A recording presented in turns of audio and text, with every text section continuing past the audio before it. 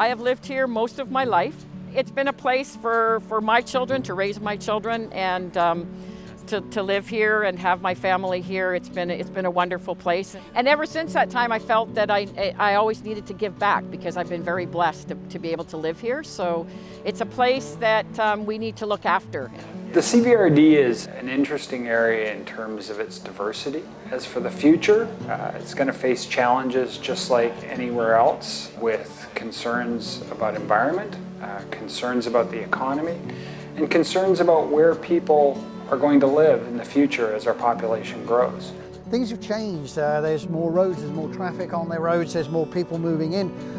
We can't not change things. We have to move with the times, and this to me is what we're doing. We're saying, okay, we realize that there are problems with the plans now that weren't apparent 30 years ago.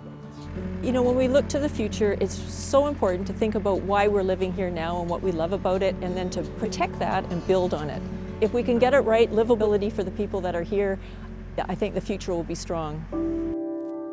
So there's this question of where are we going to accommodate 5,000 more people in the next few decades in the regional district, in the electoral areas?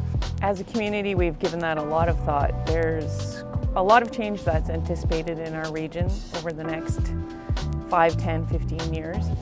But at a local level, right here, right now, I think we are very concerned with development, and we are trying to focus on thoughtful development. We can build houses and accommodation, but unless we have the infrastructure in place, such as the sewer, the water, the roads, really we're tying ourselves in knots. The aquifers here are stressed, and there's a question how much more development we can take. And we already have over 1,500 lots actually zoned and approved that aren't built on yet. So it's an open question whether we really should, whether we can provide water.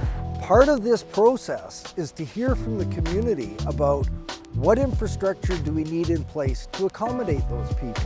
Where is the best place from a planning perspective, from an infrastructure, sewer, water, recreation?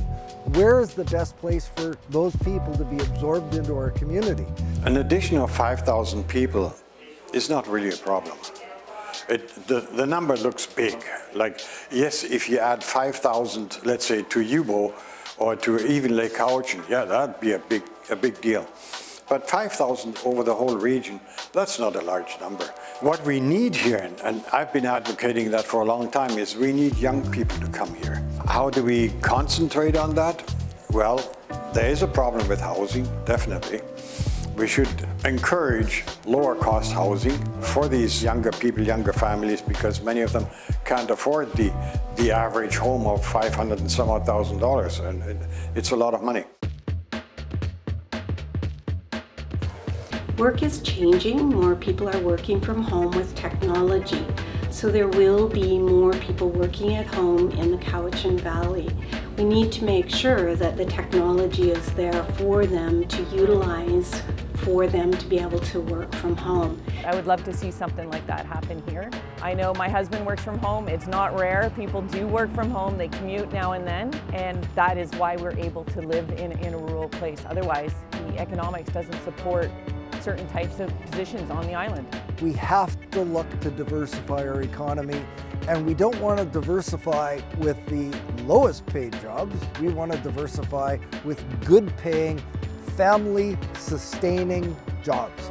Government can facilitate, government can work with business and the people in order to create the jobs that are needed and desired and grow that economy. We also have to adapt to climate change, to the changing climate. Wildfire risks are growing, and as I mentioned before, summertime drought and low water flows in the rivers is a real serious concern. I'm speaking to a lot of farmers, and the climate change here has drastically increased their ability not to be able to farm at certain times. Like they were saying that their fathers were able to do, in June they would plant this, and July they would do this, and they would be harvesting. Now it's all over the map. Well, I think that the expertise of the staff and consultants will help us move forward with adaptation and mitigation. the data that has been collected will definitely assist us in our areas to move forward. So there's lots of things to be concerned about, but it's not anything we can't manage if we start thinking about it and planning for it. With this harmonization and modernization, that will give us vision far more than we've had in the last 11 years that I've been area director. So I think it's very valuable.